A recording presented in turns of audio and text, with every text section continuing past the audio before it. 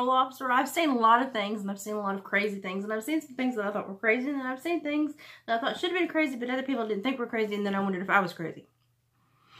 One thing I saw in my long time of being a parole officer that I knew was the most awesome thing that would generate the most laughs that I'd never see again happened to one of my more hardened criminals that had done some lengthy time. He had gotten out on parole, and I had read him the riot act. I really wanted to see him do good. He seemed to be quite the nervous kind of guy. So we talked a lot about how he could prepare for days when he came to see me, and how he could prepare for the rules and the requirements of parole. And I thought, you know, once we break through this anxiety, we're really going to make, you know, these huge, massive steps forward in his demeanor and his ability to communicate.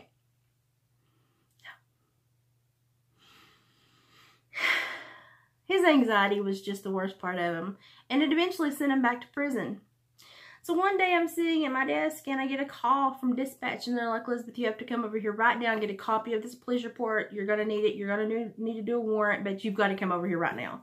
So I get from my desk and I go over to dispatch, and they hand me this police report, and I'm reading it. And they're all dying laughing around the water cooler. And I'm like, what in the world is going on? So I start reading this very serious report about how somebody had committed armed robbery and had then fled from police and led them on a foot chase.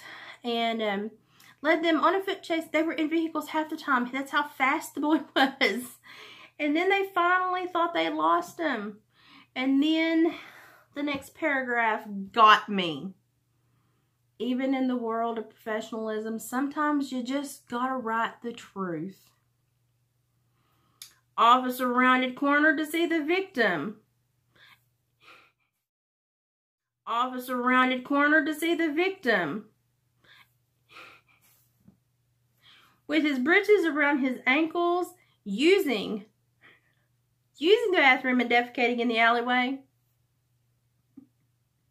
Officer approached. Subject tried to flee, was tripped up by his breeches, and eventually apprehended.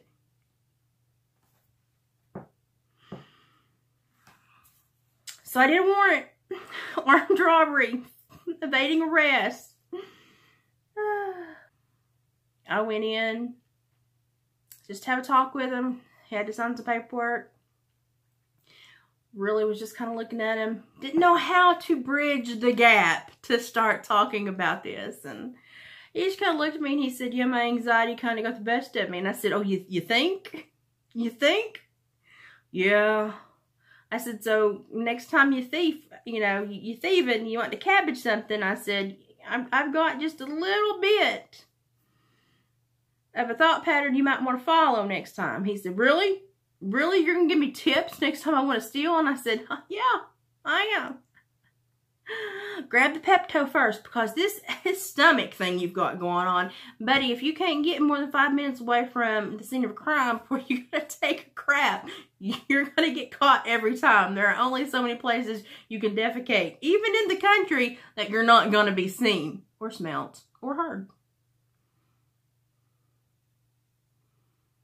I think he laughed so hard, like he almost fell off the chair they had him on.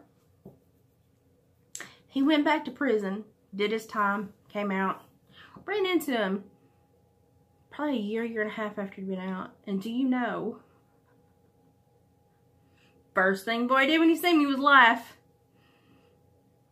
And he told me he keeps a bottle of Pepto handy at all times now.